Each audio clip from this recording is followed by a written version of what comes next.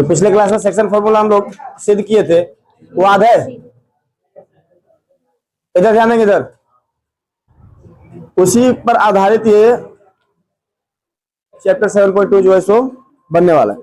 देखो एक दो क्वेश्चन बनाते हैं, दिमाग में फॉर्मूला आ जाएगा और उसको कंप्लीट कर लेना है। फॉर्मूला छोटा छोटा होता है, एक चैप्टर में एक दो फॉर्मूला से सामना पड़ता है, तो उसको कंप्लीट कर लेना है। उस बिंदु के निर्देशांक ज्ञात कीजिए जो बिंदुओं -1, 7 और 4, -3 को मिलाने वाले रेखाखंड को 2, 3 के अनुपात में विभाजित करता। देखो एक रेखा है जिसका पी कोऑर्डिनेट जो है मान लेते हैं -1, 7, क्यू दे रखा है 4, -3। अब बोला जा रहा है कि इस रेखा को मान लो ये बिंदु जो है सो विभाजित कर रहा है, थोड़ा इधर थोड़ा उधर। तो इधर बोल रहा है 2 के अनुपात में, इधर बोल रहा है 3 के अनुपात में। अभी बीच में अनुपात 2:3। ध्यान रहे, पहला क्वेश्चन हम डिटेल में किस तरह से छाट के बनाना है उस तरह से बना देते हैं, फिर आगे जाकर के जब प्रैक्टिस बन जाएगा, आदत हो जाएगा, तो फिर उसको क्या करेंगे, छोटा करेंगे। इसमें कंप्लीट छाटो। बोलो तो x1 का मान कितना होगा? -1। और x2 का मान कितना होगा? 4। y1 का मान कितना होगा? और y2 का मान कितना होगा? -3। ये छाटने के लिए आता है ना।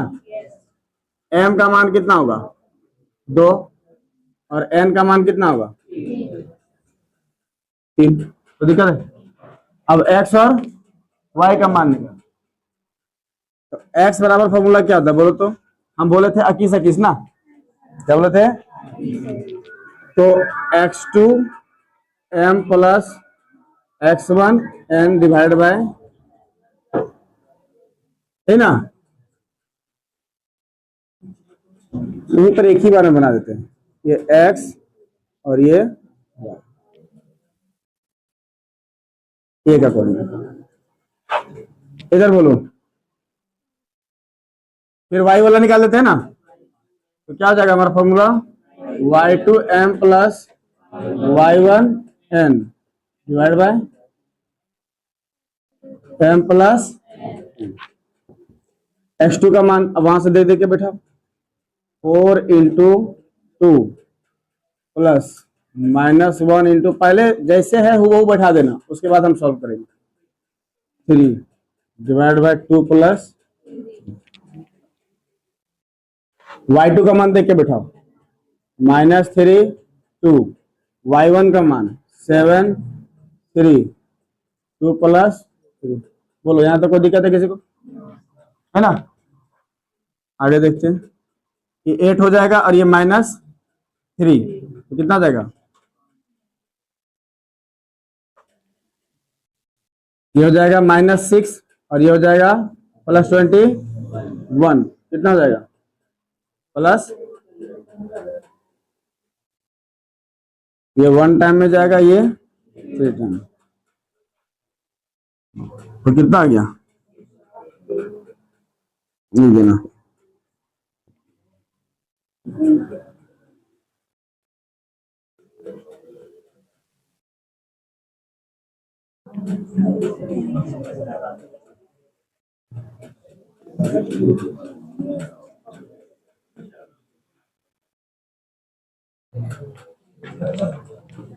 चलो इसको लिखो।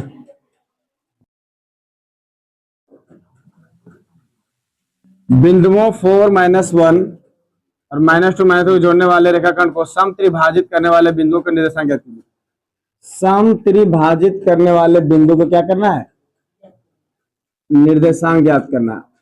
इस रेखा को 3 बराबर भागों में बांटना है। मान लो कि यहाँ पर ये और यहाँ पर बी, ये वाला ये वाला ये वाला तीनों पार्ट क्या है? इक्वल है। क्या है?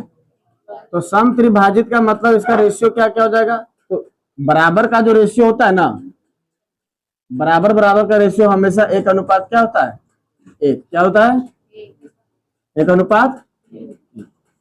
तो मान लो यहां पर भी एक अनुपात, यहां पर भी एक अनुपात, और यहां पर भी।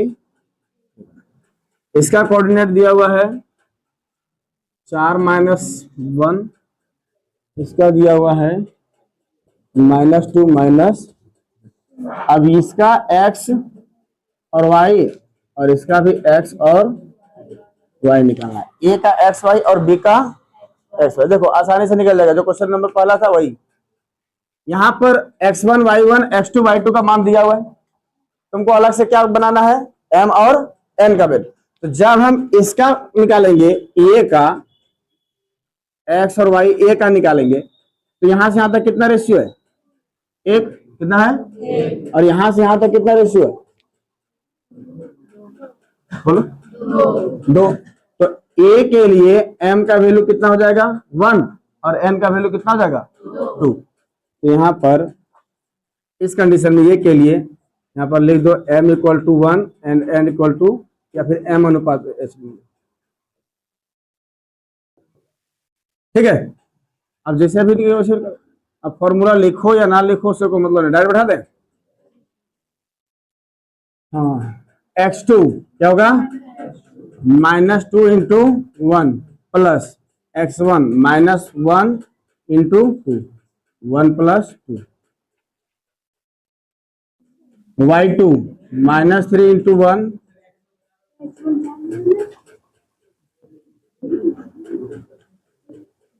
ठीक। y1 कितना, y2 कितना हो जाएगा, -3, और y1 कितना हो जाएगा, -1 × 2, फिर 1 + सॉल्व कर दो। ये हो जाएगा -2 और ये हो जाएगा +8, कितना हो जाएगा, +6, कितना हो जाएगा, /3 कितना हो जाएगा, 2। ये हो जाएगा -3 और ये हो जाएगा -3, सॉरी -2, तो कितना हो जाएगा, -5, तो -5/3। ये हो गया हमारा ये के लिए। सेम उसी तरह से निकालना है हमारा बी के लिए। किसके लिए, तो बी के लिए हमारा जो m और n हो जाएगा, बी यहां पर है ना, तो इधर हो जाएगा हमारा कितना, 2, कितना हो जाएगा, और इधर कितना हो जाएगा, 1, कितना हो जाएगा, तो ये हमारा जाएगा 2:1। तो निकाल दो इसके लिए। तो सेम तो वही लगेगा, केवल चेंज हो जाएगा 1 और 2 का पोजीशन ना।